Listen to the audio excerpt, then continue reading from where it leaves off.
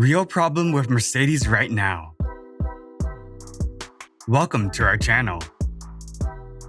During an unprecedented 8-year streak of Formula One titles, Mercedes crushed their competition and were scarcely not in contention for a victory in any of the 160 races from 2014 through to the end of 2021. While a new era of F1 for 2022 brought much changed cars and rules, it was that dominance which made them the clear favorites for this year. Mercedes has started this year as it did last year, on the back foot. But the problems now are more serious, with only the third fastest car unable to challenge the Red Bull and Ferrari on pace. So what's next for the Silver Arrows?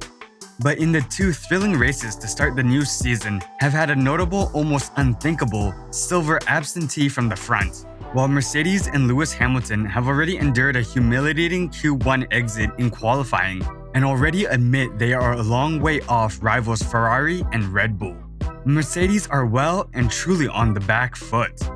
After a steady first test in Barcelona, Mercedes turned heads ahead of the second test in Bahrain with a spectacularly sleek new design for their W13 car, which many, even most in the paddock, expected would see a team who has so much history in acing new regulations find instant speed.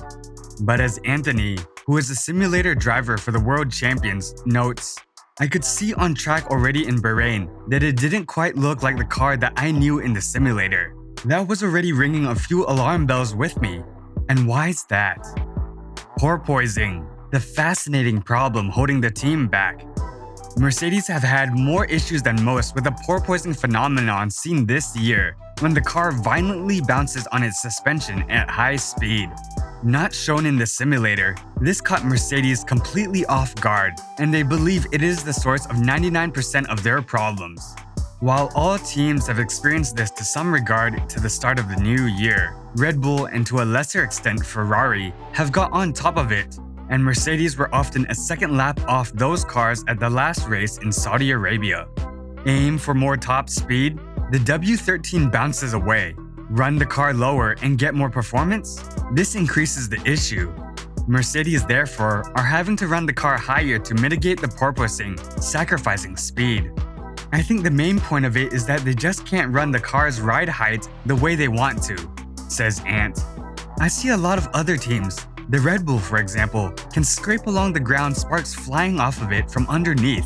They cannot get that car physically any lower to the ground. You don't really see that on the Mercedes or the Ferrari for that matter, and you see a lot more bouncing going on. I think Mercedes ideally wants to run where the Red Bull is, but every time they try and go there, the porpoising and the bouncing gets unbelievably detrimental to the comfort in the car and also the speed. And it's not just happening in a straight line, it's happening within the high-speed corners as well. Then the car becomes a bit of a bucking bronco, and you can't hang on to the thing.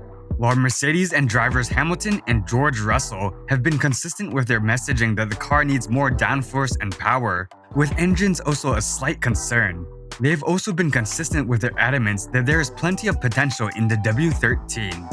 The problem they've got is that they know they've got a potential in the car, adds Ant. They know it can be much quicker, but they can't run it where they want to. It's a fascinating problem. What's happened to Hamilton?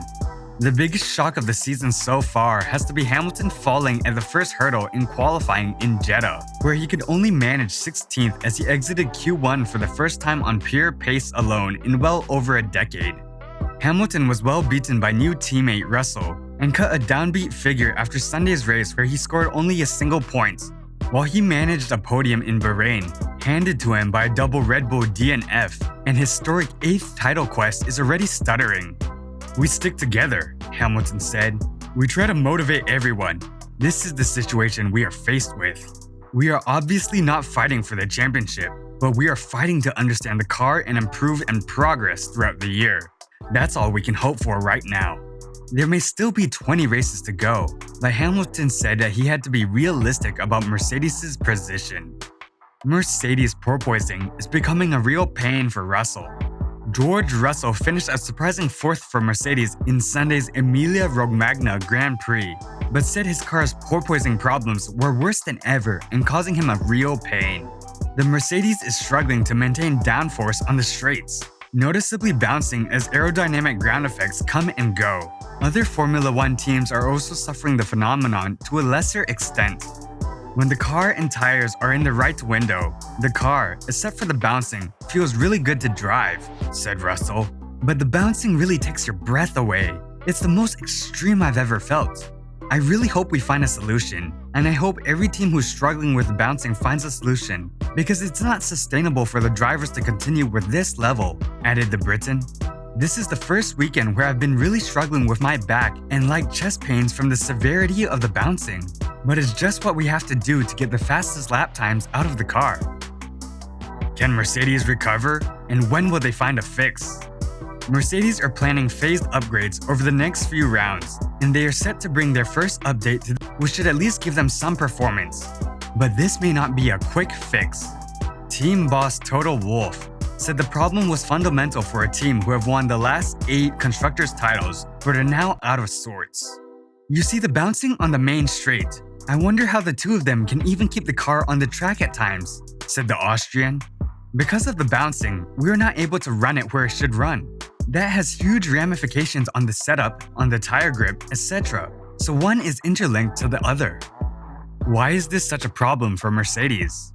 Engineers outside the team, both those with previous experience of ground effect cars from the late 1970s and early 1980s, and those in rival teams now, believe the cause is the car's floor.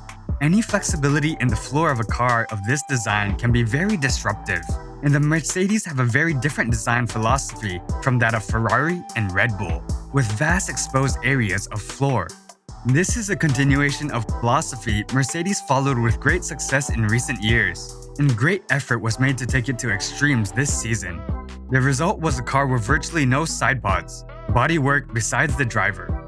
This should reduce drag and enhance aerodynamics, but it seems to have caused problems with floor rigidity, something of crucial importance under the new rules introduced this year, which have greatly increased the proportion of overall downforce created under the car.